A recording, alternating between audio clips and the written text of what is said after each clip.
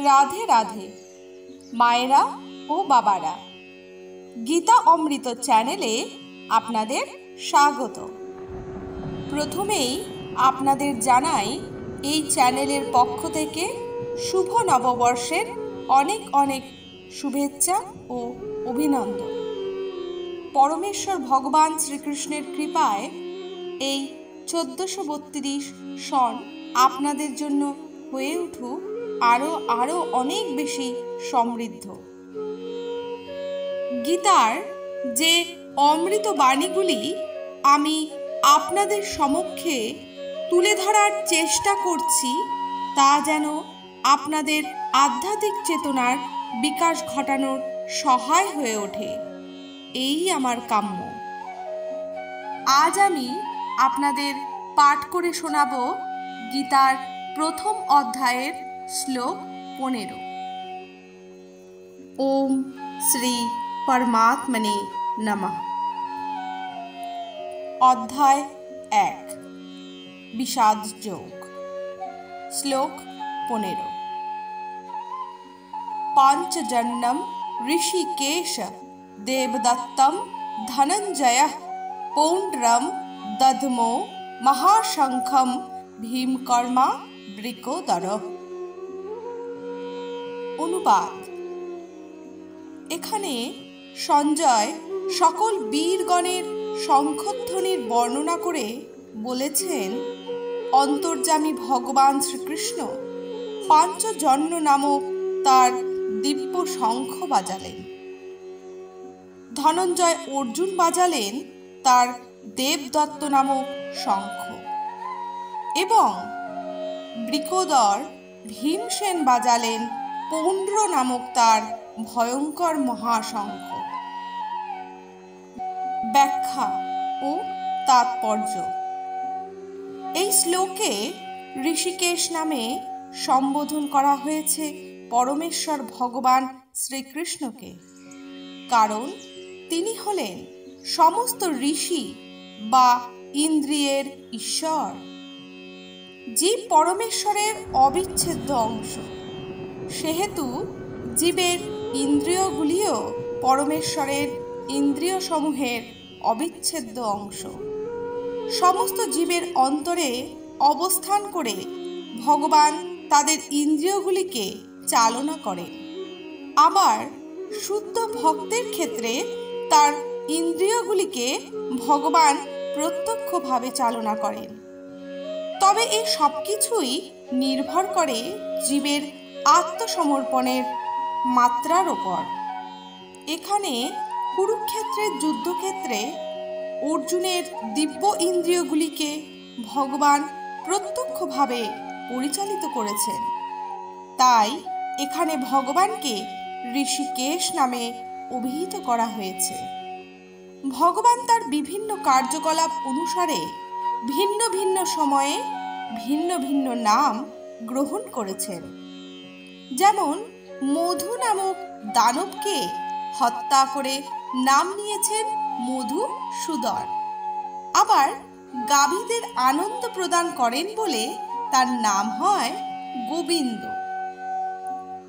অন্যদিকে বসুদেবের সন্তান রূপে অবতীর্ণ হয়েছিলেন জন্যে নাম হয় বাসুদেব। আবার দেবকী মাতার পুত্র রূপে জন্মগ্রহণ করেছিলেন বলে তার নাম হয় দেবকী নন্দন। ও বৃন্দাবনে যশোদা মাতার পুত্র রূপে লীলা করেছিলেন, তাই তার নাম হয় যশোদানন্দন। আবার দেখা যায় ধনঞ্জয় সখা অর্জুনের রথের সারথি হয়েছিলেন বলে তার নাম হয় পার্থ সারথি। এই শ্লোকেও দেখা যাচ্ছে যে কুরুক্ষেত্রের রণাঙ্গনে অর্জুনকে সর্বোপরি তার ইন্দ্রিয়গুলিকে যথাযথভাবে পরিচালনা করেছিলেন বলে পরমেশ্বরের আরেক নাম হয় ঋষিকেশ। পরমেশ্বর ঋষিকেশ অর্থাৎ ভগবান শ্রীকৃষ্ণ যে শঙ্খটি বাজিয়েছিলেন তার নাম পাঞ্চজন্য। পাঞ্চজন নামক এক শঙ্খরূপধারী দৈত্যকে ভগবান বধ করেছিলেন এবং তাকে শঙ্খরূপে পরবর্তীকালে গ্রহণ করেছিলেন। সেই থেকে ভগবানের শঙ্খের নাম হয় পাঞ্চজন্য। আবার এই শ্লোকে দেখা যাচ্ছে যে অর্জুনকে ধনঞ্জয় নামে সম্বোধন করা হয়েছে।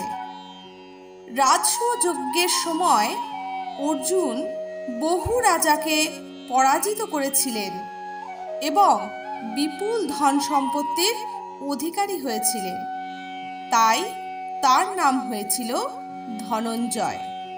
দেবরাজ ইন্দ্র তুষ্ট হয়ে এবং নিবাত ও কবচ নামক দৈত্যদের সঙ্গে যুদ্ধের সময় এই ধনঞ্জয় অর্জুনকে দেবদত্ত নামক এক দিব্য শঙ্খ প্রদান করেছিলেন। এই শঙ্খধ্বনি এতটাই প্রবল যার শব্দে শত্রু সৈন্য ভীত সন্ত্রস্ত হয়ে উঠত। আবার এই শ্লোকে ভীমকে ভীমকর্মা বলে অভিহিত করা হয়েছে, কারণ তিনি হিড়িম্ব নামক এক দানবকে বধ করার মতো দুঃসাধ্য কাজ অনায়াসে সাধন করতে পেরেছিলেন। এছাড়াও বকাসুর, জটাসুর, কীচক, জরাসন্ধ আদি শক্তিশালী অসুরদেরও তিনি এক নিমেষে হত্যা করেছিলেন। এছাড়াও তার উদরে জঠরাগ্নি ভিন্ন বৃক্ষ নামক একটি বিশেষ অগ্নি ছিল, যার জন্য তিনি অত্যধিক খাদ্য হজম করতে পারতেন। তাই তার আরেক নাম হয় বৃকোদর। এই বীর ভীমকর্মা বৃকোদর ভীমসেন যে দিব্য শঙ্খটি বাজিয়েছিলেন তার নাম পৌণ্ড্র।